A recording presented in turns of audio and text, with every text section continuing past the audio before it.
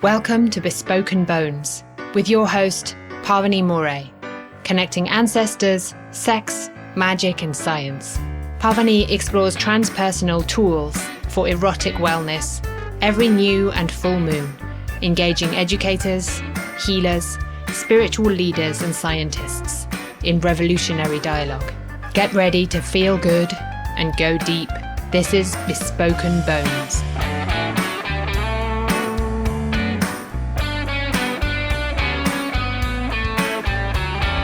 Hi, everybody. Welcome to Bespoken Bones, Ancestors at the Crossroads of Sex, Magic, and Science. We're in the business of healing trauma, connecting with our roots, and developing radiant erotic wellness in past, present, and future generations. And I'm your host, Dr. Pavini Moray. And today it's such a delight to introduce you to Murphy Robinson, who is a huntress, archer, woods dweller, and a ritualist. And they founded their wilderness school, Mountainsong Expeditions, to create an empowering place for women, queer and trans folks, and their allies to explore connection to the land through learning wilderness skills. And they specialize in teaching deer hunting with a focus on prayer, gratitude, consent, and ceremony. And you can learn more about Murphy's work at mountainsongexpeditions.com. And Murphy, welcome to Bespoken Bones. Thank you so much for having me. I'm excited about this conversation. Me too. It's been a long time in the making. And just wondering, would you be willing to say a little prayer? Yeah, certainly. I was thinking about what sort of prayer to say and thinking about the prayer that I usually say every time that I set out for a hunt during hunting season. That's, something along the lines of, may the buck who's willing to die for his people, the buck who would leave more food for the rest of the deer, the buck who wants to be killed cleanly and have his story told every time his flesh is eaten, may he come to me. And if no such buck is in these woods, may no buck come to me. And I was thinking that here for this podcast, we could adapt that and ask that because we're on a hunt for insight, a hunt for wisdom and knowledge in this conversation. So we could say, may the words, ideas, insights, and connections that will enrich life come to us in this conversation. May we court these beings with great respect, and may they land on fertile ears and be something that somebody needs to hear. Blessed be. Blessed be. I like thinking about my ears being fertile. That's nice. Thank you. It's great. Yeah. So I hear tell that you have gone from being a lifelong vegetarian to being a deer hunter. And I'm just wondering, would you be willing to share the story of how that happens? Yeah, a lot of people are curious when they learn that was my path. I was vegetarian from conception. My parents were both in a vegetarian meditation movement when they met and they had me. And I was raised in that same vegetarian meditation movement, a transcendental meditation community. And continued being a vegetarian just because it seemed like a good idea and it was comfortable, and like, why start eating meat if I didn't feel like my body needed it? It seemed like a problematic thing in the environment and that sort of thing. And then it was actually, I was through hiking the Appalachian Trail. I'd been a backpacking guide for about 6 years at that point. It was my first job out of college, was leading backpacking trips, and kind of did it ever since. And I had decided to take a summer off and do a solo through hike of the Appalachian Trail, which is just over 2,000 miles on the east coast of North America. And I was on this journey and was just getting this sense of sort of a calling to know the forest in a new way. And I mean, quite frankly, by the time I'd hiked over 2,000 miles, I was like a tiny bit bored with backpacking. Like, not that it wasn't a lovely way to live, but it just felt very like baseline existence for me. It wasn't an exciting challenge anymore the way it used to be. And so I was like, oh, wow, if this no longer carries that buzz of excitement and discovery, like, what are the other ways that I can come to know the forest? And I saw a lot of deer on my hike because I would get up very early and hike in the dawn hours when it was still cool, and I would see the deer at that time. And this thought just popped into my mind of like, maybe I should learn to hunt. And it was like this, it didn't feel like a thought that came from my mind. It felt like something that somebody like seeded in there and just popped up, and I was like, where'd that thought come from? That's really weird. Why would I learn to hunt? But it stuck with me, and I'd always been really compelled by the stories of the huntress goddesses from Europe. When I was young, I really identified with Artemis, And then when I began to connect with my heritage in the Northern European tradition, I was very moved by the story of Scavi, who's the huntress in that pantheon. And I just felt like there was something worth pursuing there, but I had no idea how I was going to learn to hunt because I was, most of my friends were like vegetarian or at least like non-gun owners and sort of anti-gun people. And so I was like, how do I even go about learning to hunt? Like my uncles are all conscientious objectors who don't own guns. This doesn't feel accessible to me. It feels like it's in a culture that's very different than what I live in. And it's a very like masculine, patriarchal, domination-based culture. And that's not how I want to do it. But there was a fellow who was on the Appalachian Trail the same year as me, and we never actually met on the trail, but we left each other really snarky notes in the journals and like made fun of each other. And like, we're in this sort of competition trying to catch up with each other and outpace each other and that sort of thing. And he got in touch with me via Facebook after our thru hikes were over, and we started chatting a little bit. And one day he mentioned that he had just shot a doe the night before. He lived down in North Carolina on a farm. And I started asking him all these questions about it. And like, oh, did you hunt with a bow or a gun? Is it legal to hunt does where you are? Do you use a tree stand? And he was like, what is a vegetarian girl doing asking me all these questions about hunting? Like, what's your game? You're trying to like catch me in some bad ethical thing so you can chastise me or something. And I was like, no, I actually want to learn to hunt, but I have no one to teach me. And he said, oh, come down to North Carolina. I'll teach you to hunt here on my farm. And so I was sort of like, wow, could it really be that easy? But then I also was like, well, this is a man I've never met. Do I really want to like fly halfway across the country from Maine, where I was living at the time, to like go and be alone in the woods with a man with guns? Like, that just didn't feel super safe.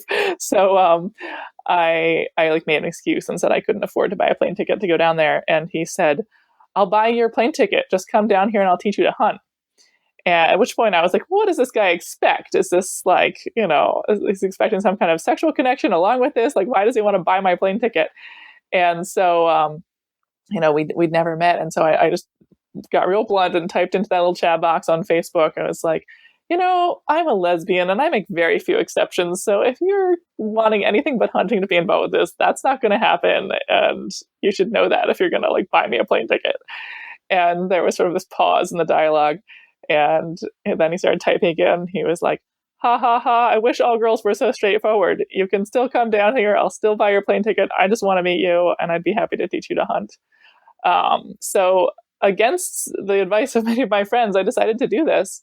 And it was an amazing experience. I went from never having shot a gun in my life to having killed a 6-point buck and gutted and skinned and quartered it myself on his farm in North Carolina in 7 days. And it felt like a really deep initiation on so many levels. And it was an initiation that I was holding for myself on a very significant spiritual level, but also kind of holding internally because I still didn't know my hunting mentor Chase very well. I didn't know what he'd think of my like idea of being initiated by the gods through this hunt. So I kind of like kept that, with the lid on it a little bit. But so we became friends, and he came up to hunt in Maine the next year with me. And then a couple years later, I'd moved to Vermont, and my friends in Vermont, one of my friends kept on saying, Murphy, you need to teach a hunting class for women. I was like, that's really silly. I've only hunted for like 2 years. I'm definitely not qualified to do that. But she kept pestering me. So the year that I started my business, I threw up a hunting class as just like a little, thing to shut her up on the website. And I had this new expedition business, and no one was signing up for anything because I didn't know what marketing was or how to do it yet. But when the hunting class rolled around, 12 people signed up. So I was blown away, and I was like, oh my gosh, people really want to learn this. So I called up my hunting mentor in a panic. I was like, will you come to Vermont and help me teach these women to hunt? And he graciously agreed to do that. And so he came up for the first 2 years and helped me teach the classes. And after that, I had furthered my own education and experience enough that I was comfortable teaching them by myself. And so I've become not only a hunter, but also a hunting teacher.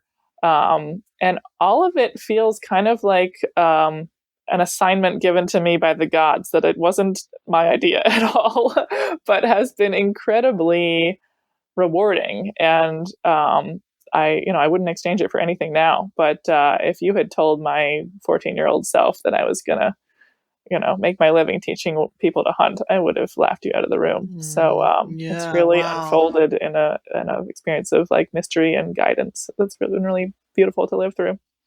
I love that kind of listening to the movement of life through us, right? It's like your life is just like this opportunity presents itself, and they do all the time, right? And we can either move with them or we can not. And you just went with the unfolding of it. And I'm curious, do you have a sense that hunting, I mean, this is kind of a duh question, but like what's the connection with your ancestors? I mean, there's an obvious connection in that all of our ancestors were hunter-gatherers at one point and hunted to survive. But beyond that, for me, there's a piece around gender and reclaiming empowerment from a like female hunting perspective.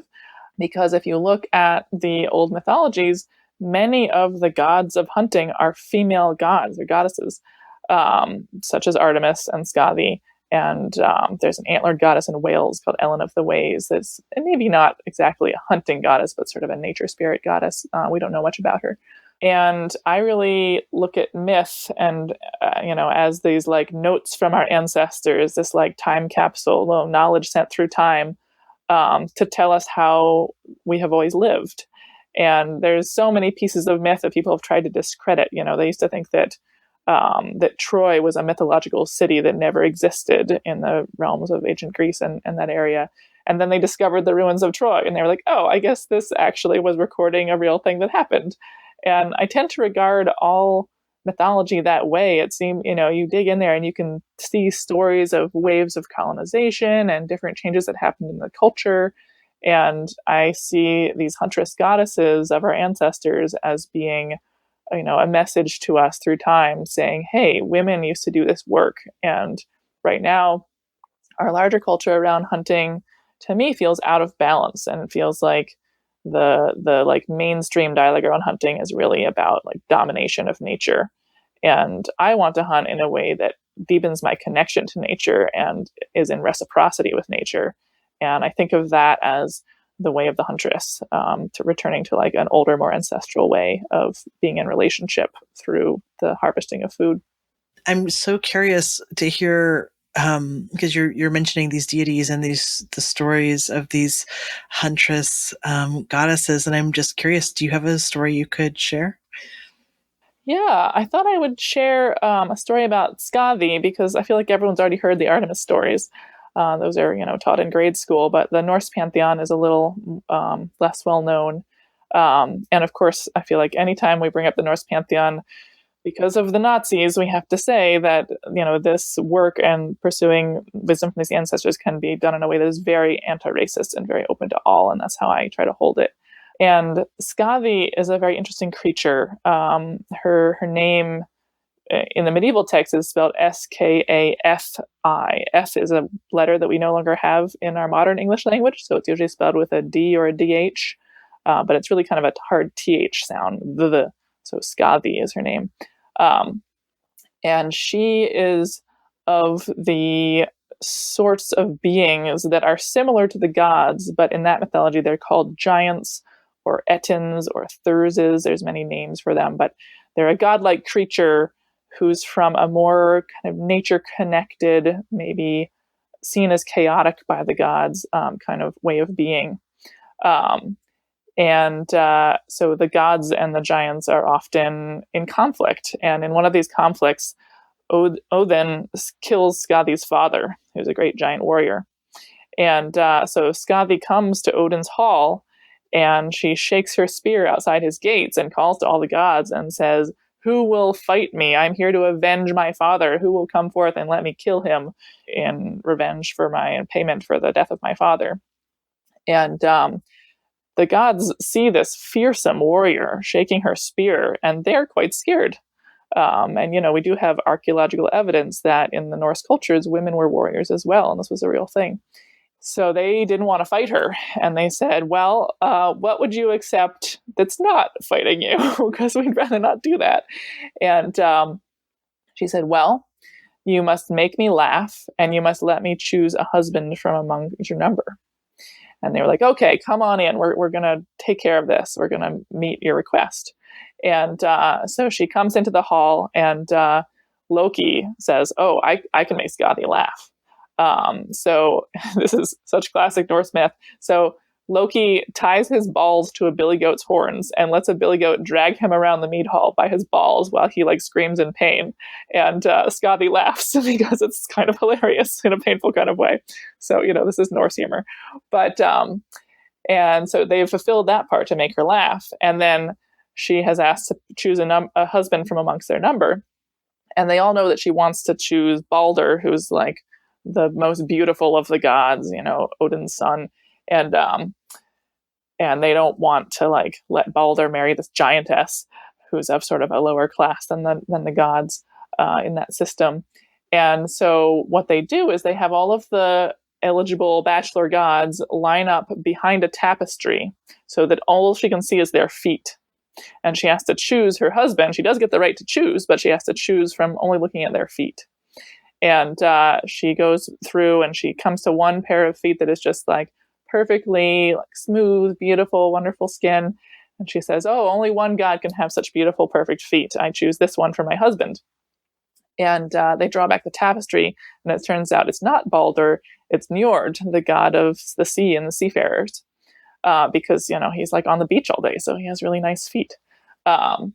And this wasn't exactly what she expected, but she accepts this, and they are married. And through this marriage, she is sort of elevated in the rank system of that society to the status of a goddess rather than a giantess. So she gains access to a certain kind of legitimacy and ability to be taken seriously and attend events and that sort of thing. So there's a bit of like sort of social climbing involved that's sort of interesting to analyze. But she and Njord go to live at the seashore, which is where he lives. But Skadi can't stand it there. It's just the gulls are crying all day long, and then, like, the air is damp, that kind of damp cold that gets into your bones, and it smells like fish and mud, and she's not into it. So she goes to her husband, and she says she's not into this, and he's a very gracious husband, and he takes her very seriously, and he says, well, let's go live for a while at your place and see how that goes. So they go up to Skadi's hall, Thrymheim, up on the Great Mountain.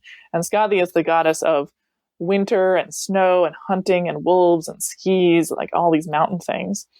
And they go up there to live, and Njord is just cold all the time, and the wolves are howling all night long, and he can't sleep, and he's just always shivering, and he misses the water. Everything's frozen up there, and he's not happy there either.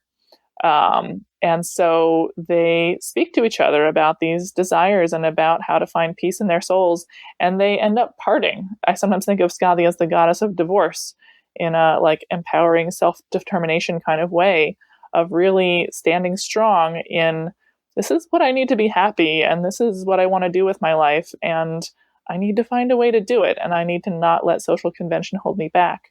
And so they part ways, and Skadi, hunts with her wolves in the mountains and, lives out her happy life. I mean, the gods don't have necessarily an end to their lives, and, we haven't come to Ragnarok yet anyway.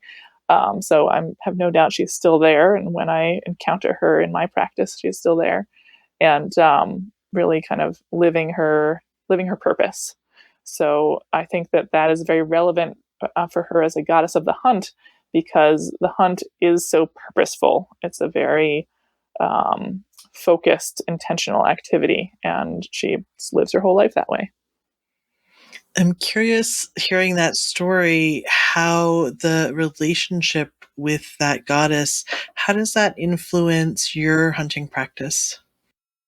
I think that she holds me accountable, and the other beings that hold me accountable are the spirits of the deer that I've killed. I have a practice of, through trance work, visiting the spirits of the deer that I've killed that have passed over to the other world, and asking them what I can do for them, in an attempt to be in reciprocity. And so, you've given me this ultimate gift of your life and your flesh, and what can I do for you? I, who am still here in the flesh and have the ability to operate in the world in a certain way, and see if there's a request. And So both those deer that I've killed and also Skadi are people who kind of give me charges and like, okay, Murphy, you got to do this thing, or you got to keep doing this thing, or like, you should do this in this way. And the very first time that I visited a spirit of a deer that I'd killed, that very first buck that I killed down in North Carolina with my hunting mentor, the deer told me that I should teach people to hunt in this way with respect and prayer. And at the time, that was like, now people are like, well, duh. But at the time, that was not something I was at all considering doing or like had any platform through which to do that. And I honestly sort of forgot about it for a few years. And then my friends started asking me for this class, and then all the people signed up, and I started doing it. And then I was like, oh, yeah, this was the request. I thought I was complying with that just by like writing about it a little bit and telling the story once in a while. But this is actually a more active path that's opening up for me. And Skadi will also she's actually the one who insisted that I learn to hunt. She came into my life unbidden through a trance practice. She actually came to a friend of mine in dream work and demanded to speak with me, and the friend passed the message along. And when I went to speak with her, we kind of struck a deal where I agreed to learn to hunt. And shortly after that opportunity opened up. So she's kind of like my task mistress a little bit, but these days I seem to be doing what she wants, and she's pretty happy with me just continuing as I have been. What's it when you go out on a hunt? Can you just kind of like walk us through what that looks like and paint a picture? Sure. So hunt in a lot of different places, but I'll talk about hunting here in Vermont near my home, which is the least successful place that I hunt. Vermont's a tough place to hunt, but hunting here at home on the land that I live on and I'm called to and that I steward is a really important practice for me. And Vermont has just a 16-day rifle season every November, so it's a pretty short season. And I try to block out the entire season to do nothing but hunt during those 16 days, except I usually don't hunt on Thanksgiving because I'm with family. And so I wake up very early in the morning. I wake up early enough to roll myself out to wherever I want us to be, at dawn or at half an hour before dawn is the start of legal hunting hours. So I want to be in place at least a half an hour before legal hunting hours start. So I'm heading out in the very, very dark morning. So I get up, eat a little bit of food to get through the first few hours in the cold. It can be very, very cold. A couple of years ago, my first day of hunting season was 13 degrees out and with fresh snow on the ground. And put on a bunch of warm layers. I wear so many layers when I'm hunting in Vermont. And, check over my gun, which I leave by the wood stove for the night to make sure it's all dry, nothing's frozen in there. And then I, shoulder my day pack, put my gun strap over my shoulder, and I step outside and I do that prayer. Before I take too many steps, I stop and really pray for the buck who wishes to come to me in that good way with reciprocity and with consent, really, to come to me. And then I'll hike up to wherever I've decided to be and whatever spot on the mountainside near my house I've thought is good, or occasionally I'll drive across the valley to another piece of land that I hunt and hike in there and sit down. You've got to sit on a piece of foam or something because sitting on the cold ground in those temperatures just makes your butt really cold. So I'll sit down with my back against a tree in some place where I have a good view of the landscape, where I'm a little bit uphill of things and can kind of see things coming. And it's very, very, very quiet at that time of year because the leaves have all fallen. There's often snow on the ground. The birds are gone for the most part, and it's before dawn. So I just sit in the silence there for at least a half an hour before the first gray light starts to peek into the world, and keep track on my watch of when the moment of first legal shot happens. Although usually it's another 5 or 10 minutes before I would feel ethical about taking a shot, unless I'm just not in the trees at all because it's too dark to identify your target well. And then I try to sit for most of the morning for at least 3 hours, more if I can handle it. It's a matter of just how long you can go without getting too cold. But I try to sit for as much of the morning as I can. The morning is a very good time to hunt. And the longer that you sit in one place in silence, the more likely that an animal will come close. And so I'm just like listening that whole time, and it's extremely meditative. And, sometimes I'll do an exercise of really grounding myself in that place and sending my roots down into the earth and connecting with the tree that I'm leaning against and really kind of melting into the landscape. And then you get to watch the sunrise, and the squirrels and any birds that are still around wake up, and it's really beautiful. And then by the time my toes are too cold to stay still anymore, usually 3 hours or so, I get up and start walking, and I'll just sort of like walk around to a new spot. I'll walk around and look for deer tracks in the snow, follow a good track if I find one. And I'll spend kind of the rest of the day alternating between walking around enough to keep the blood circulating and stay warm, and sitting down and having a snack. I like to eat like hard-boiled eggs and grilled cheese I made the day before and have a lot of that in my pack. And then just sitting for an hour or two at a time, blending into the landscape like that. And so that's how I hunt in the mountains. And then I try to hunt dark to dark most days. So I'm out in the dark, and then I stay out there and I do another longer sit of 2 to 3 hours around sunset.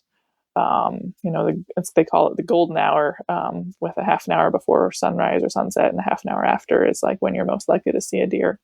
So you want to be in place and really quiet well before then. And so I'll do another long sit at sunset. And then if I haven't shot a deer, I will head home half an hour after sunset. And I, pack a headlamp because sometimes I need that to find my way home. And then, so that's how I hunt at home when I do a whole dark to dark hunt, which is really kind of my favorite way to hunt in terms of my personal immersion in nature. And then I have other places I hunt, like down in North Carolina and stuff, where I'm like more in agricultural land and I'm using tree stands and I'm just out for sections of the day.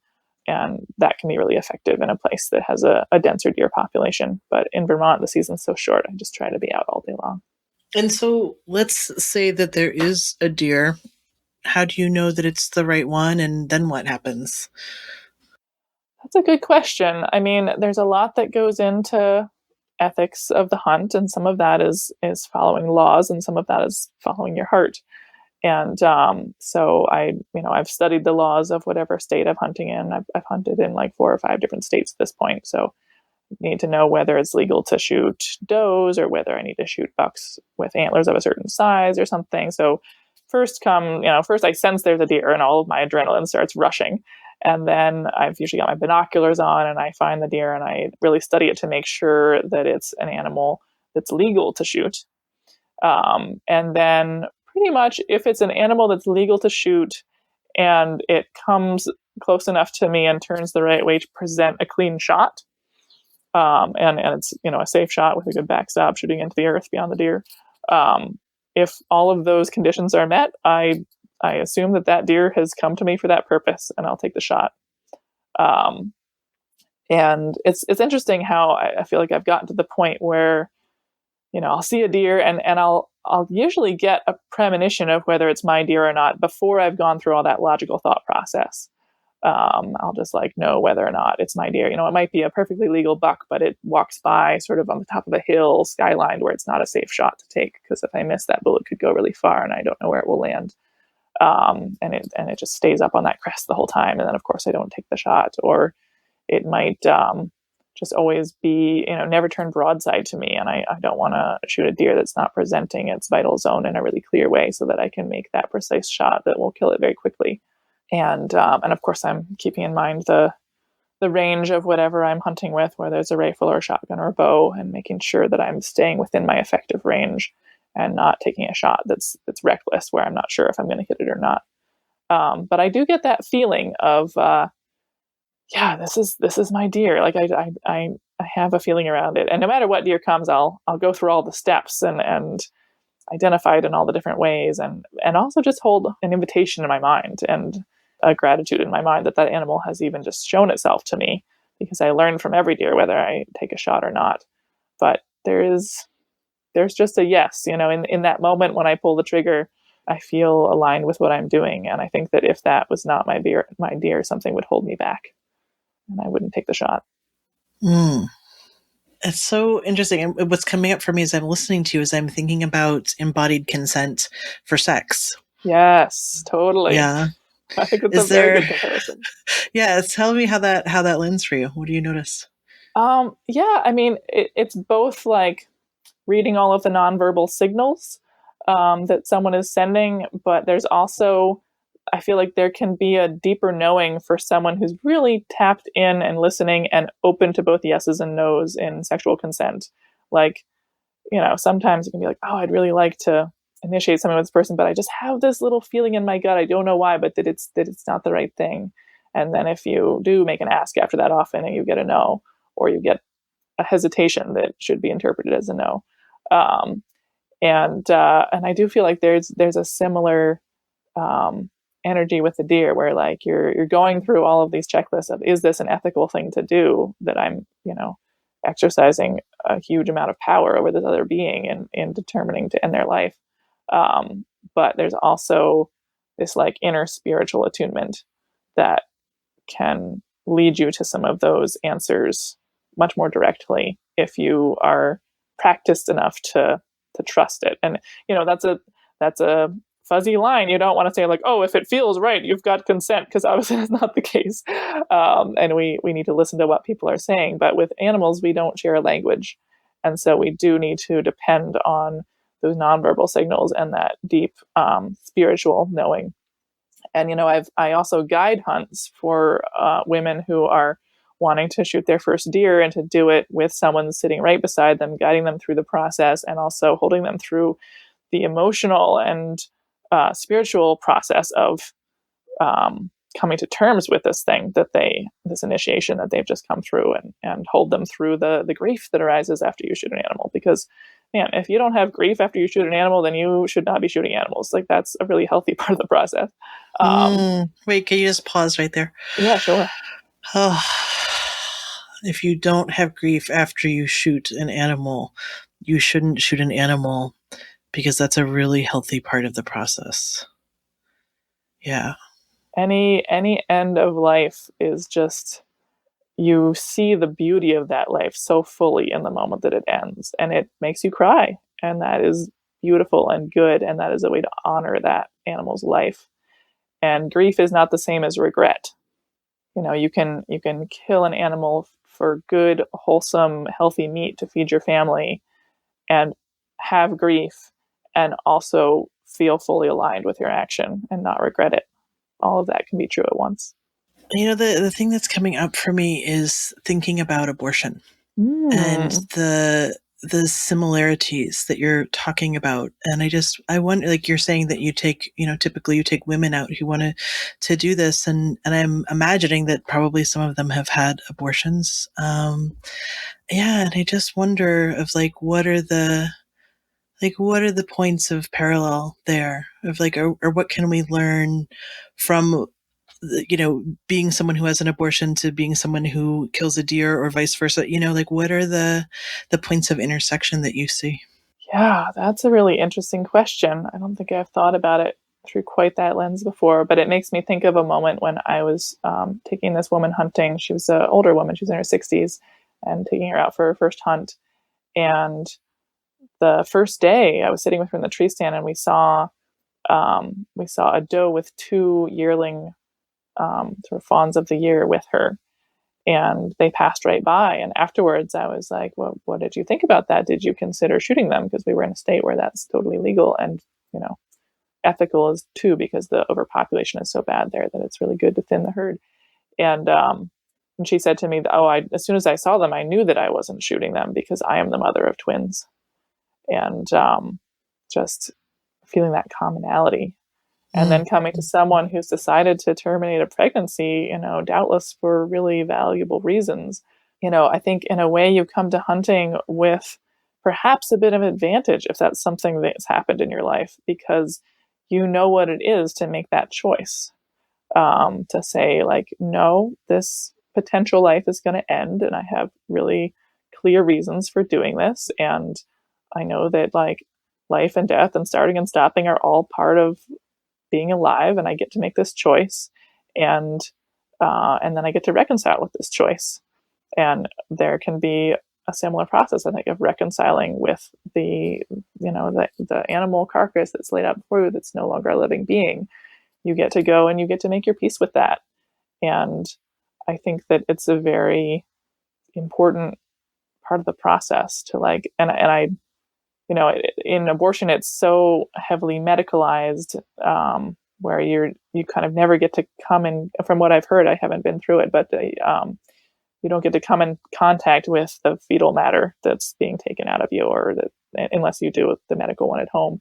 But like often it's sort of whisked away, so we don't get to look at it. Mm-hmm. And one of the things that I think is really valuable about the hunting process is that you are looking your meat in the eye, both when it's alive and after it's died.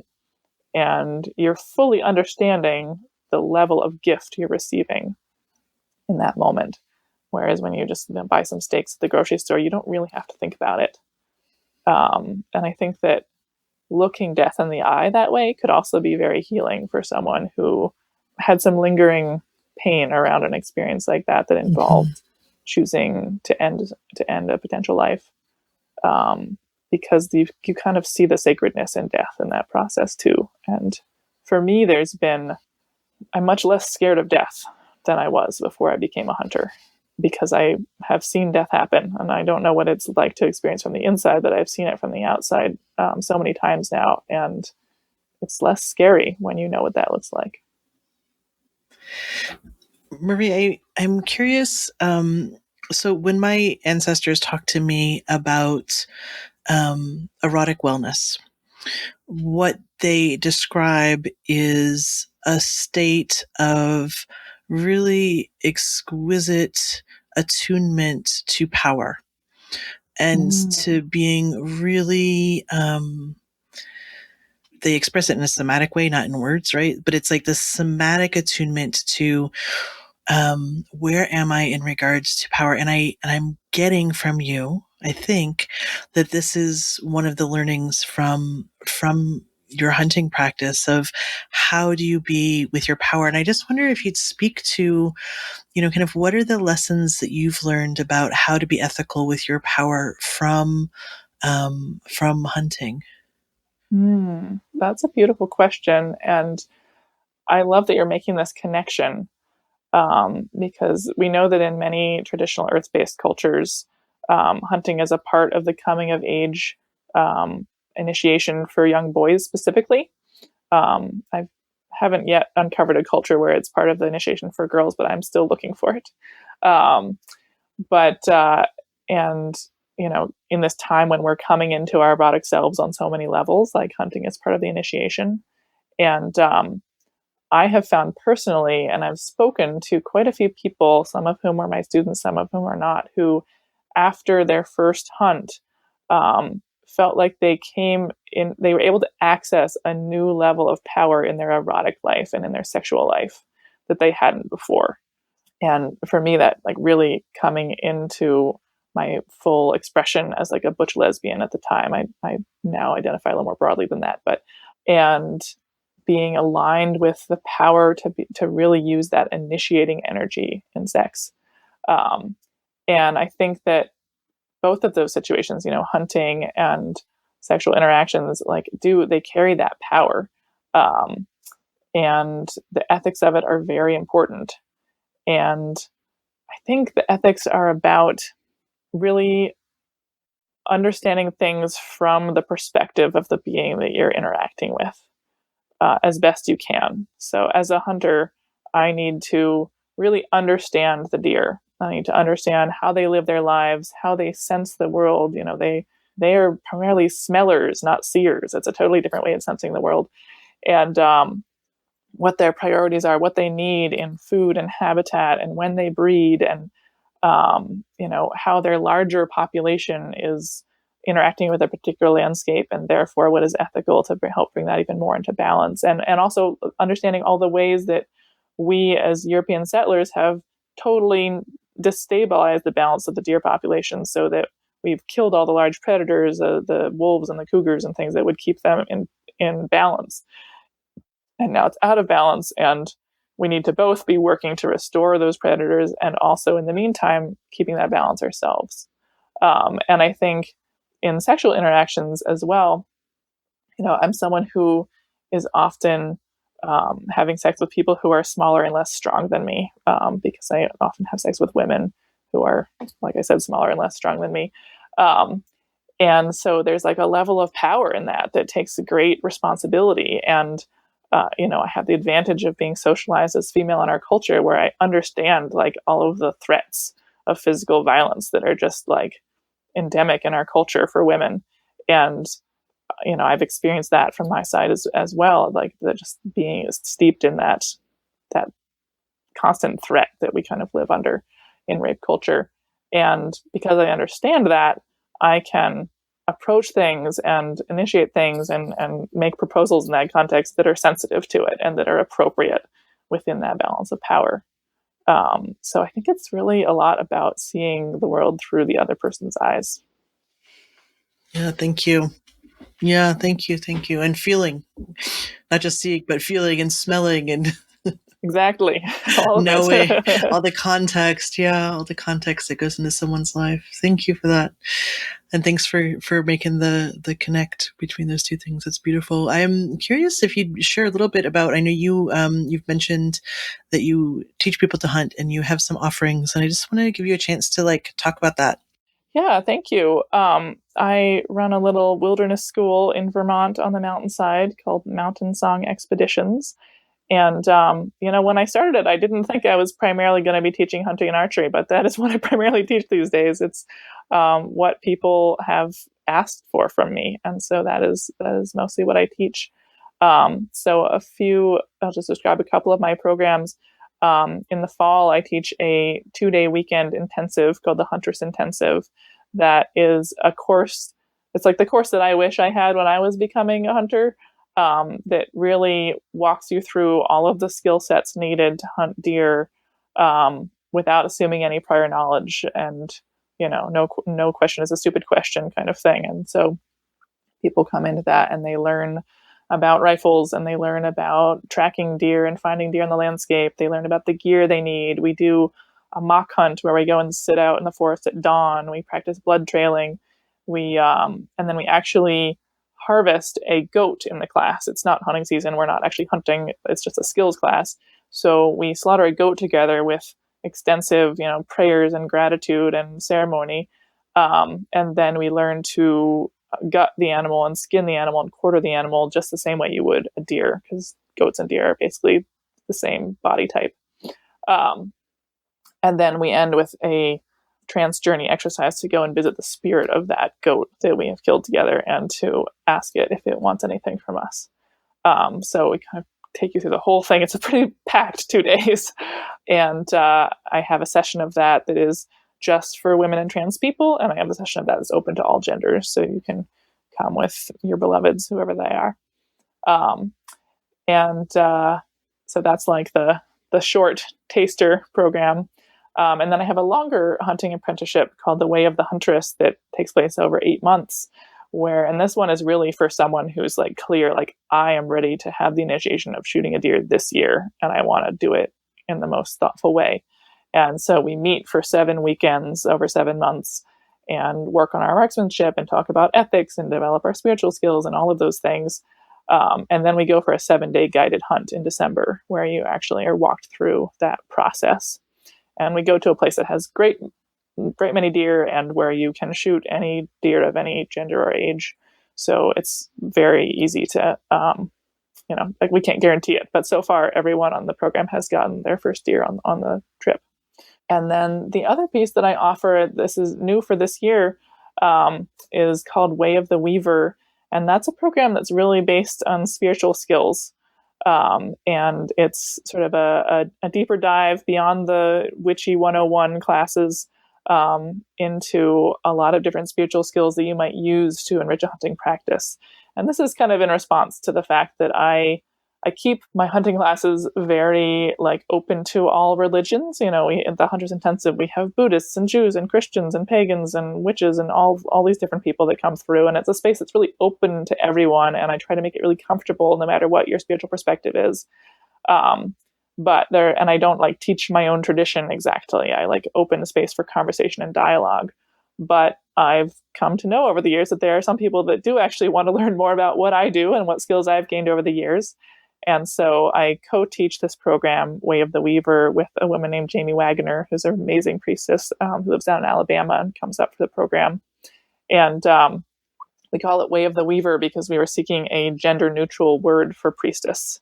And I know people have started using priestex with an X, but that seemed like a little bit of a niche vocabulary that not everyone would understand. So we went with this term weaver to indicate someone who shapes reality and works with the magic in the world.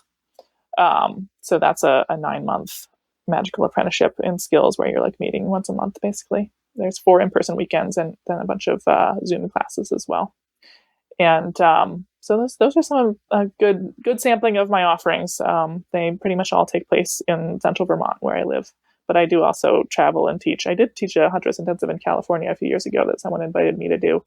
So if someone can get an appropriate venue and the right number of people together and the resources we need, I'm always willing to travel and teach these skills elsewhere too. And so for all of the things that you just talked about, there's more information on your website, mountainsongexpeditions.com, yes?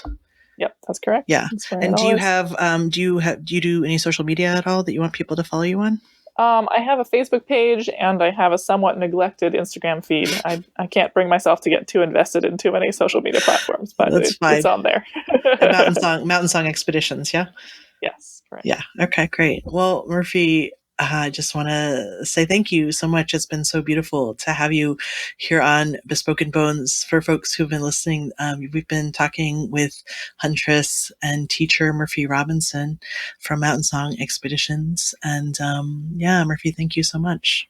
Thank you for having me, Pavini. This has been a beautiful conversation. I want to thank folks for listening to this episode and invite you to check out my new project, which is Wellcelium, WELLCELIUM, which is an online school for transformative sex, intimacy, and relationship skills, which is launching later this year. And you can find us at Wellcelium on Instagram or at wellcelium.org. And I'm Pavini Moray. This is Bespoken Bones, and I'll be back every full and new moon with more embodied goodness and ancestral wisdom.